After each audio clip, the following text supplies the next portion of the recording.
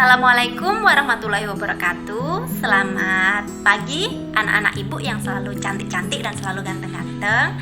Hari ini kita belajar mata pelajaran IPS. Sebelum masuk ke materi, ibu selalu mengingatkan kepada kalian patuhi protokol kesehatan dan selalu berdoa semoga kita segera bisa masuk sekolah lagi ya. Nah, hari ini materinya melanjutkan materi bab 3 yaitu mengenai permintaan. Hari ini kita akan belajar mengenai permintaan. Permintaan atau dalam bahasa asingnya sering disebut dengan demand merupakan jumlah barang yang akan dibeli oleh masyarakat dengan berbagai tingkatan harga tertentu. Nah, kemampuan manusia untuk melakukan permintaan terhadap barang dan jasa itu sangat terbatas.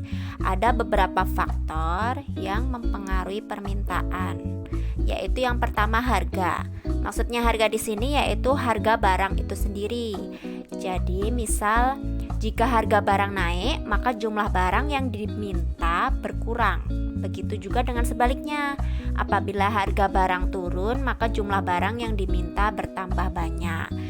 Contohnya yang lagi booming sekarang yaitu minyak goreng. Ketika harga minyak goreng naik, masyarakat mengurangi konsumsi minyak goreng. Jadi permintaannya turun. Begitu juga dengan sebaliknya, ketika kemarin ada harga menjadi 28.000, semuanya berbondong-bondong untuk membeli, jadi permintaannya naik. Ketika harga turun, maka permintaan barang tersebut akan naik. Nah, faktor yang kedua yaitu pendapatan masyarakat. Jadi, ketika seseorang pendapatannya naik, maka permintaannya pun juga akan naik. Sebaliknya, apabila pendapatan turun atau tidak memiliki pendapatan, maka akan sangat mempengaruhi berkurangnya jumlah barang yang diminta. Cukup jelas ya. Nah, faktor yang ketiga yaitu selera masyarakat. Selera sangat mempengaruhi permintaan seseorang. Apabila orang tersebut menyukai barang itu, walaupun harganya seberapa, pasti akan dibeli. Tapi kalau misal tidak suka, selera masyarakat terhadap barang tersebut rendah, maka permintaan barang tersebut juga rendah. Tergantung dengan selera ya. Nah, kemudian yang keempat yaitu kualitas barang. Kualitas barang ini berbanding lurus. Ketika kualitasnya bagus, pasti permintaannya juga akan naik. Begitu juga dengan sebaliknya. Kalau misal kualitasnya jelek, permintaannya pun juga akan berkurang. Yang kelima yaitu harga barang lain. Maksudnya di sini banyak sedikitnya jumlah barang yang diminta biasanya dipengaruhi oleh harga barang lain. Contohnya, apabila harga kopi lebih mahal dari harga teh, maka masyarakat cenderung untuk membeli teh. Jadi untuk menjamu tamu, biasanya kan kita adatnya untuk memberi minuman. Jadi ketika harga kopi naik, masyarakat lebih memilih untuk membeli teh, begitu. Kemudian faktor yang keenam yaitu jumlah penduduk. Jumlah anggota keluarga sangat mempengaruhi jumlah permintaan. Ketika penduduknya naik, maka permintaannya juga akan bertambah.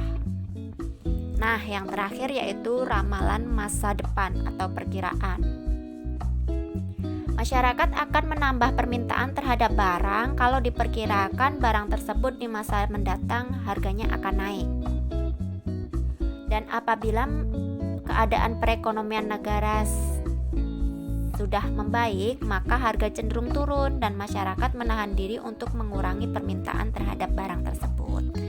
Begitu ya maksud dari faktor yang mempengaruhi permintaan. Nah, seperti yang Ibu jelaskan tadi, hukum permintaan itu menyatakan bahwa bila harga naik, maka jumlah permintaan akan turun. Begitu juga dengan sebaliknya, ketika harga turun, maka permintaan akan naik. Jadi hubungannya itu berbanding terbalik. Nah, di sini ada contoh kurva permintaan. Ini contoh harga bakso. Misalnya ketika harga bakso 20.000 satu mangkoknya, orang yang bersedia membeli itu jumlah yang diminta sebanyak 120 mangkok. Jadi berada di titik A. Jadi garis yang berdiri itu ada tulisannya P di kurva, itu maksudnya price, harga, rupiah 20.000. Nah, kemudian yang garisnya tidur horizontal itu Hi itu quantity atau jumlah yang diminta. Dalam kasus ini yaitu jumlah bakso yang diminta dalam ukuran mangkok.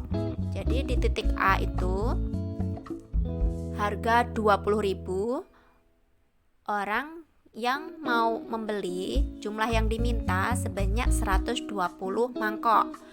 Kemudian yang di titik B, ketika harganya diturunkan menjadi 18.000, jumlah yang diminta naik sebanyak 140 mangkok. Begitu seterusnya sampai ke titik E.